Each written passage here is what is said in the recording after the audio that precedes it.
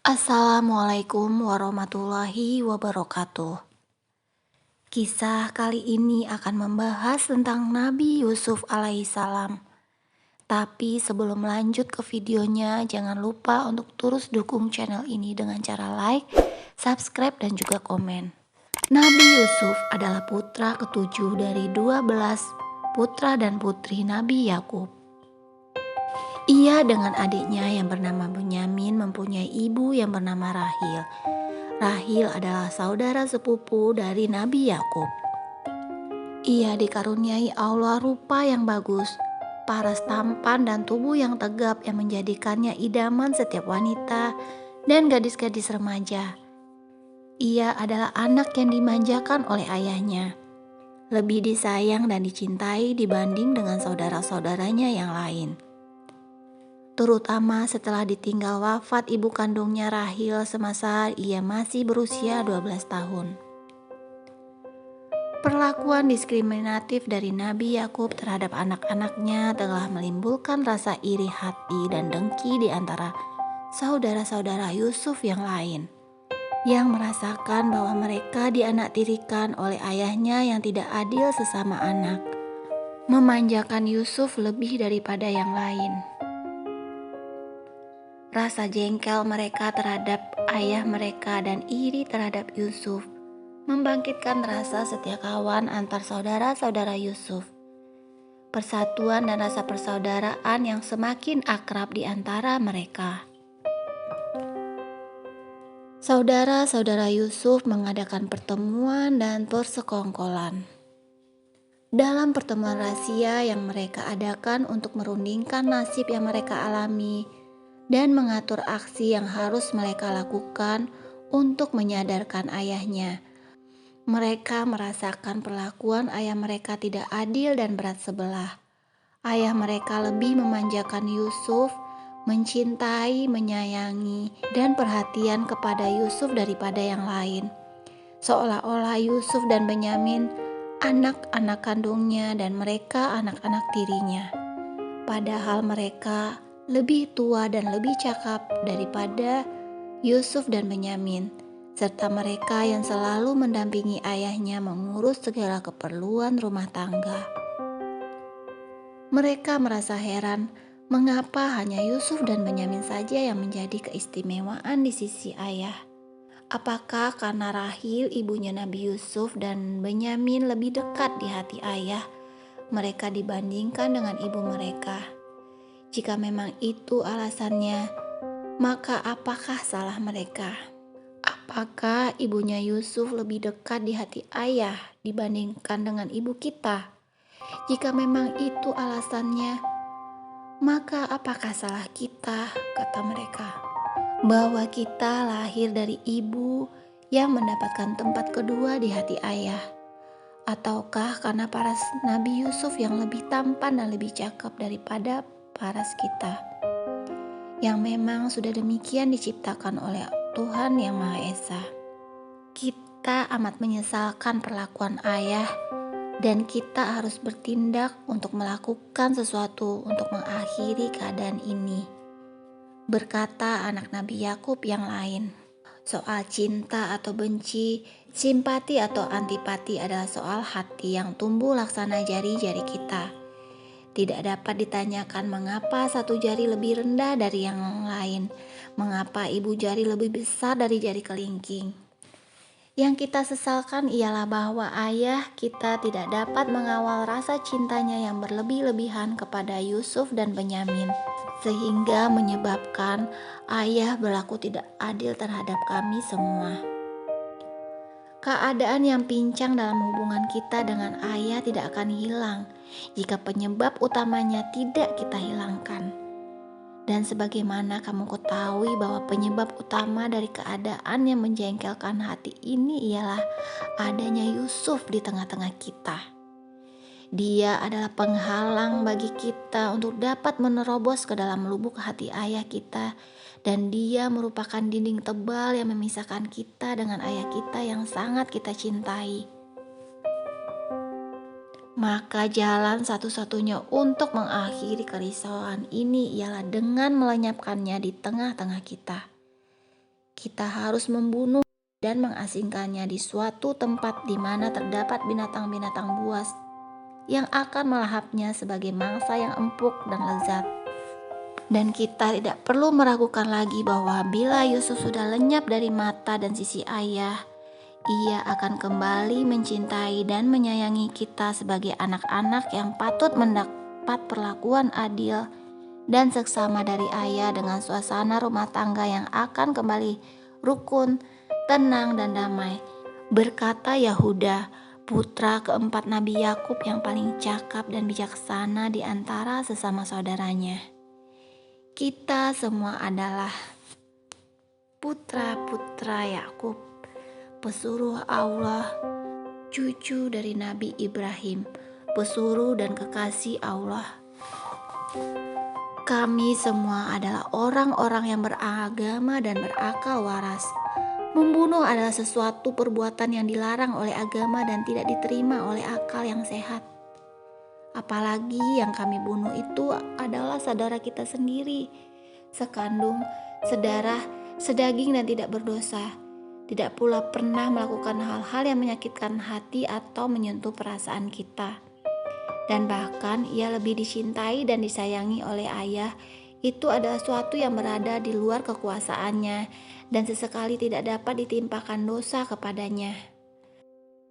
Untuk melenyapkan Yusuf dengan melemparkannya ke dalam sebuah sumur yang kering yang terletak di persimpangan jalan tempat kafilah-kafilah dan para musafir berhenti untuk beristirahat, memberi makanan dan minum kepada binatang-binatang kendaraannya. Dengan cara demikian, kemungkinan bahwa salah seorang dari musafir itu menemukan Yusuf, mengangkatnya dari dalam sumur dan membawanya jauh-jauh sebagai anak pungut atau sebagai hamba sahaya yang akan diperjualbelikan. Dengan cara ini kita dapat mencapai tujuan tanpa melakukan pembunuhan dan merenggut nyawa adik kita yang tidak berdosa. Pikiran yang dikemukakan Yahuda ini mendapat sambutan baik dan disetujui secara bulat oleh saudara-saudara yang lain, dan mereka akan melaksanakannya pada waktu dan kesempatan yang tepat. Kisah ini sebagaimana terdapat dalam Quran Surat Yusuf ayat 8-10. Nabi Yusuf bermimpi. Pada malam hari Yusuf bermimpi, 11 bintang, matahari dan bulan yang berada di langit turun dan sujud di depannya.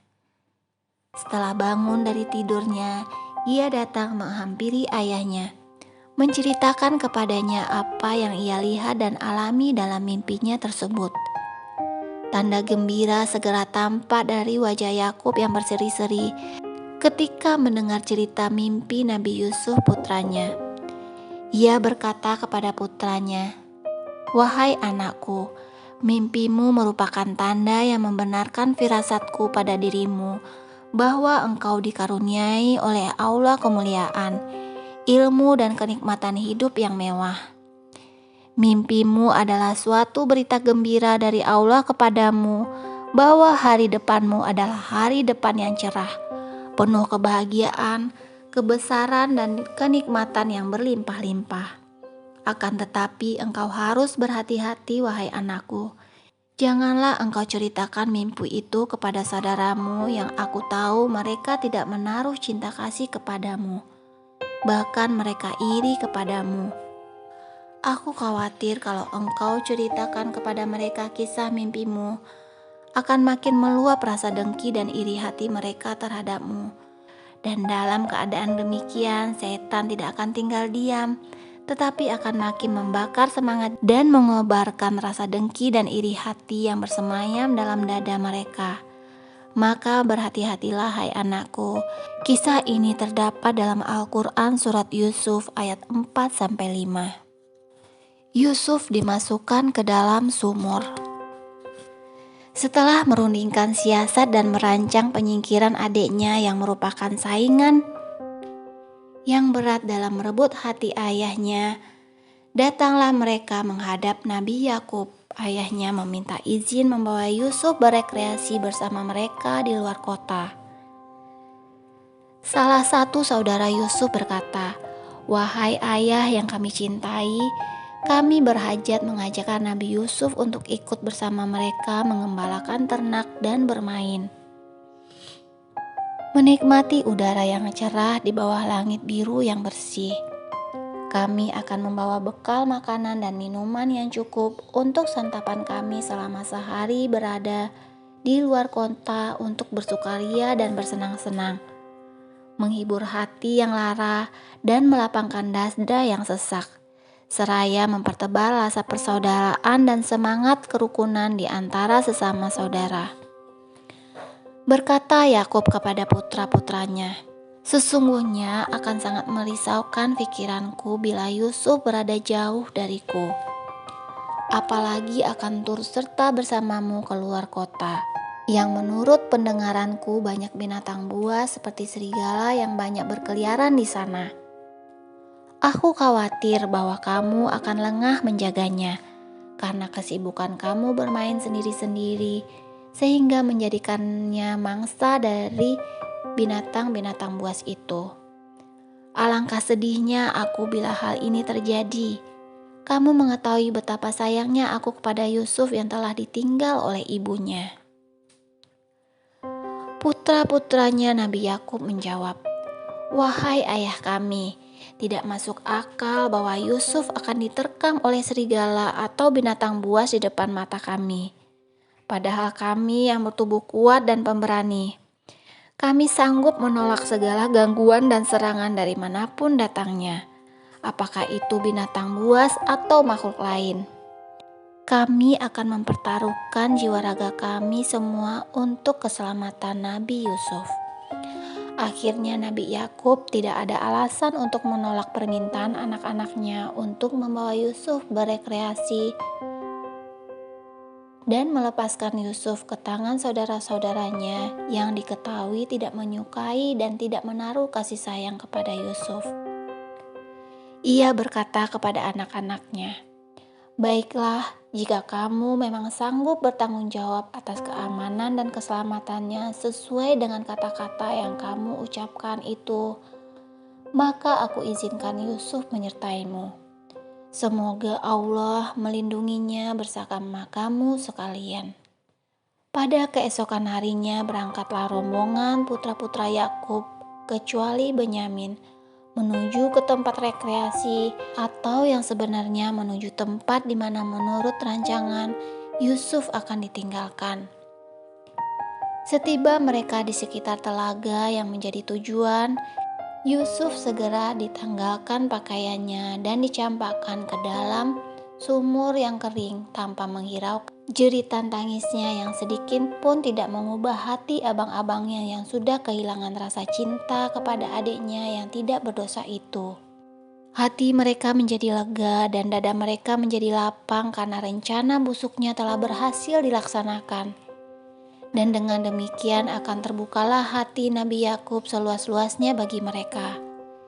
Dan kalaupun tindakan itu akan menyedihkan ayahnya, maka lama-kelamaan akan hilang kesedihan itu bila mereka pandai menghiburnya untuk melupakan dan melenyapkan bayangan Yusuf dari ingatan ayahnya. Pada sore hari pulanglah mereka kembali ke rumah tanpa Yusuf yang ditinggalkan seorang diri di dasar sumur yang gelap itu, dengan membawa serta pakaiannya serta disirami darah seekor domba yang sengaja dipotong untuk keperluan itu. Mereka menghadap Nabi Yakub seraya menangis mencucurkan air mata dan bersandiwara seakan-akan sedang bersedih hati. Berkatalah mereka kepada ayahnya, "Wahai ayah, alangkah sial dan naasnya hari ini bagi kami, bahwa kekhawatiran yang ayah kemukakan kepada kami tentang Yusuf telah terjadi dan menjadi kenyataan bahwa firasat ayah yang tajam itu tidak meleset. Yusuf telah diterkam oleh seorang serigala dikala kami asik bermain dan meninggalkan Yusuf seorang diri. Kami sudah cukup hati-hati menjaga adik kami sesuai dengan pesan ayah. Namun karena menurut pengamatan kami pada saat itu tidak ada tanda-tanda atau jejak-jejak binatang buas di sekitar tempat kami bermain, kami sesekali tidak melihat adanya bahaya dengan meninggalkan Yusuf sendirian. Akan tetapi serigala yang rupanya sudah mengintai adik kami Yusuf itu bertindak begitu cepat menggunakan kesempatan lengahnya kami. Waktu bermain sehingga tidak keburu kami menolong dan menyelamatkan jiwa adik kami yang sangat kami sayangi dan cintai itu. Oh ayah, kami sangat menyesal. Kami telah gagal menepati janji dan kesanggupan kami kepada ayah ketika kami minta izin membawa Yusuf. Namun apa yang hendak dikata bila takdir memang menghendaki yang demikian?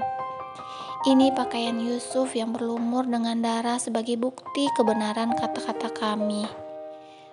Nabi Yakub yang sudah memperoleh firasat tentang apa yang akan terjadi atas Nabi Yusuf putra kesayangannya dan mengetahui bagaimana sikap abang-abangnya terhadap Yusuf dan adiknya tidak dapat berbuat apa-apa selain pasrah kepada takdir ilahi dan seraya menekan rasa sedih, cemas, dan marah yang sedang bergelora di dalam dada.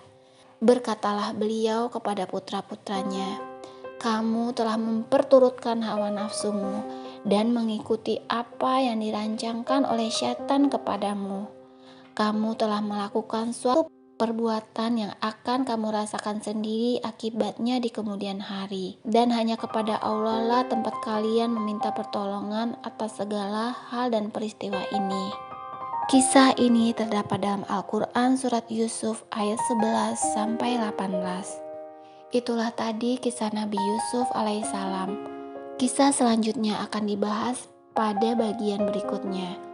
Terima kasih yang sudah mendengarkan kisah ini sampai selesai.